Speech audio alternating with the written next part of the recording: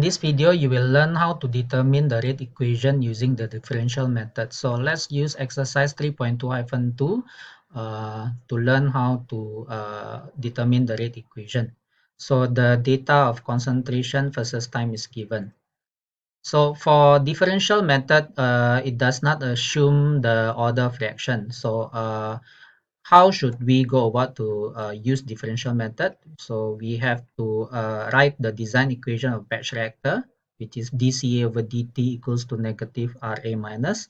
And then the general rate equation for this question is RA minus equals to KCA to the power of n. And then we combine these two equations, become dCA over dt equals to KCA to the power of n. And then we ln both sides. The left hand side become ln negative dCA over dt, and then the right hand side become ln k plus n ln Ca. To solve this, we have to plot a graph, a linear graph, where the ln negative dCA over dt is the y-axis, and then the x-axis is ln Ca. Hence, the gradient will be the order of fraction, and then the y-intercept is the ln k, the ln rate constant. But the question now is how to determine the negative dCA over dt. So we learn how to determine the negative dCA over dt by using the equal area graphical differentiation method. You can learn how to use this in the previous video and also during the lecture, and also the appendix 1 of your notes. You can refer to the explanation there. In this video, we will learn how to use the polynomial fit and exponential fit using Microsoft Excel. So the first step is we need to plot the CA versus time data. So let's do it in Excel. So let's say this is the data, how the concentration changes with time. So we plot the data. So select chart and then scatter. So this is our data. And then don't forget to always label the axis. So at the axis title, so the y-axis is concentration of A, the unit is molarity.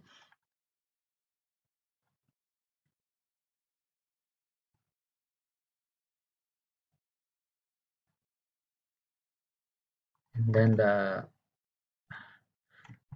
the x-axis is time, the unit is in second. Okay, and then the chart title is CA versus time.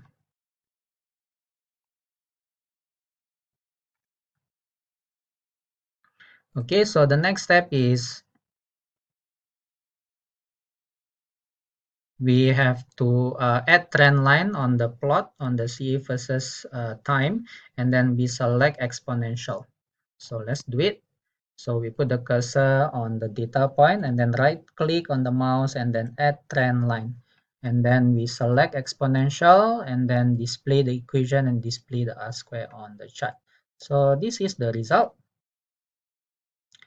So let's make it bigger. Okay, as you can see, the R square is very near to 1, so that means it's a good approximation. And then the equation is y equals to 1.00009 times exponential negative 0.004 times x. So that means now we already know the mathematical equation that relate concentration of A and time. The y is concentration of A, the x is time. So that means Ca equals to 1.00009 times exponential negative 0.0004 times time. So we know the mathematical relationship. Now we can determine the dCA over dt of this mathematical equation. So basically we are differentiating the mathematical equation. So if we differentiate the exponential form, right, it will become like this. So the constant here will remain the same, 1.0009 times the differentiation of the exponential negative 0.004 times t is to bring down this form, so become negative 0.004 times exponential negative 0.004t. So that is the dCA over dt. So if we want to calculate the negative dCA of dt, we just multiply this with negative, and this is the result. Now, to determine the dCA over dt at the respective time, what we need to do is just to multiply this equation to replace the time to substitute the time at the respective time here. So for example, at time equals to 0, we substitute the t here is 0, and then we'll calculate what is the negative dCA over dt. So now let's do that in Excel. So this is equal to, just now was 0.0040 36 times exponential negative 0.004 times time. Close. That is our result. Okay. Then we just drag to copy the same formula.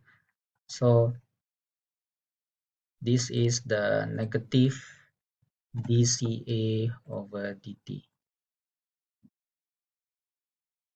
Okay, this one I have to change it. It's a text. Okay, negative dC over dt. So these are the result. Let me change it. Okay. Okay, so we have solved the negative dCA over dt. So now to calculate the ln negative dCA over dt, we just need to ln the values that we have calculated there. So equal ln this. Okay, this is the result, and then we just drag and drop. Okay, and then the ln CA will be ln of the respective CA. Okay. Okay, so we have completed the determination of the dCA over dt using exponential form. So now the next step is, okay, we have done this. Okay, we have determined the ln negative dCA over dt and ln CA on the respective data. Now we have to plot the ln negative dCA over dt versus ln CA. So ln negative dC over dt is the y-axis. Okay, so let's plot.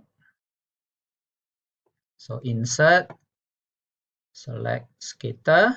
So this is the data. Again, you need to be very careful. You need to check, select data, and then select edit. Now you have to check, is the X is the correct column? In this case, it's wrong because the X should be ln CA. So you change it, become ln CA. And then the Y is the ln negative dCA over dt. Okay, and press OK. So this is the correct plot. Okay, don't forget to label it. So add the axis.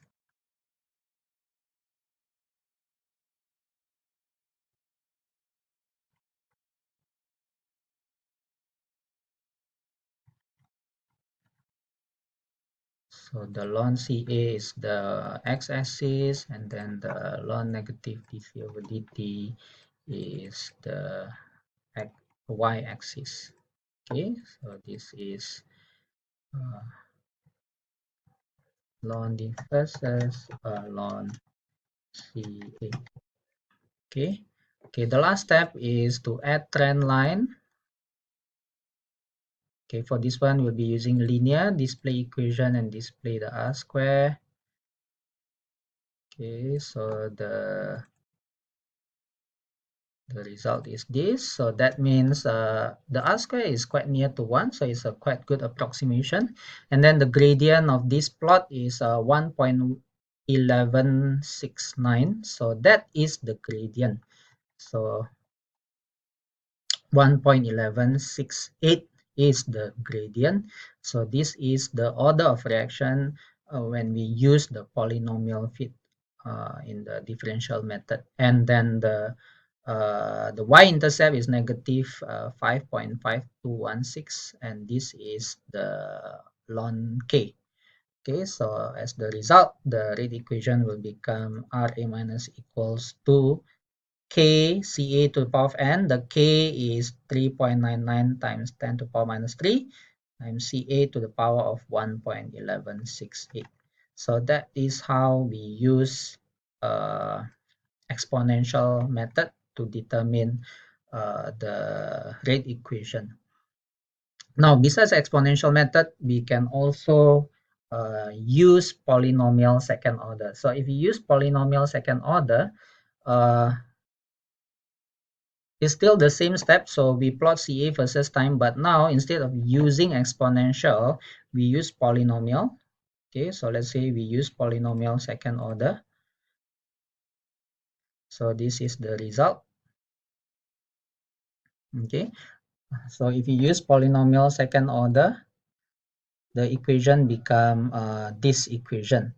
Now we know the equation, the y is Ca and then the x is time. So Ca equals to 3 times 10 to the power minus 6x squared minus 0.0034 plus 0.99. So to determine the negative dCA over dt, so we do the same thing.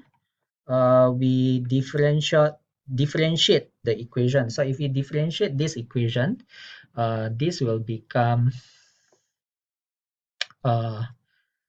2 times 3 will become equal to, and it will become minus because we want to calculate minus dCA over dt. So minus 2 times 3 is 6 times 10 to the power minus 6 times the x is time.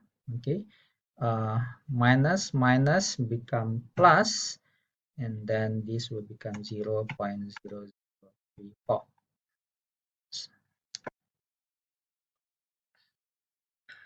Okay, there's a mistake here. 3 times 2 is 6 times 10 to the power minus 6. Okay, this one I forgot to insert power. Okay, so this is the result, and then we just drag to determine the rest. Okay, so this is the dCA over dt using polynomial second order. Okay, then we do the same thing. We learn the values, so ln of this. Okay, and then we drag the same thing, and then we learn the Ca also, learn the Ca. Okay, so this is the result, and then now we plot the ln negative dC over dt versus ln Ca. So insert, then use scatter. Again, you have to check whether this is the correct plot. So select data, edit. The x values must be ln Ca, so you have to change it. And then the y values is the ln negative dC over dt. So now it's correct.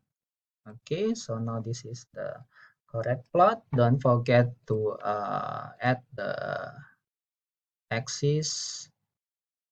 Okay, so this will be the ln negative dC over dt.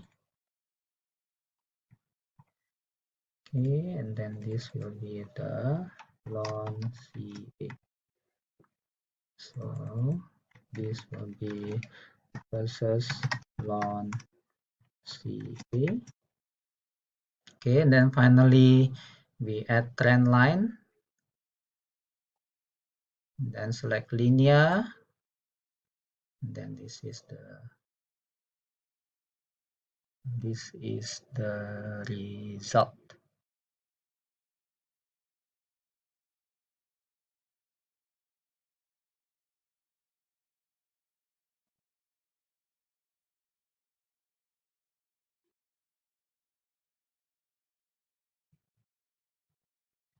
Okay, so this is when we use a polynomial second order. So the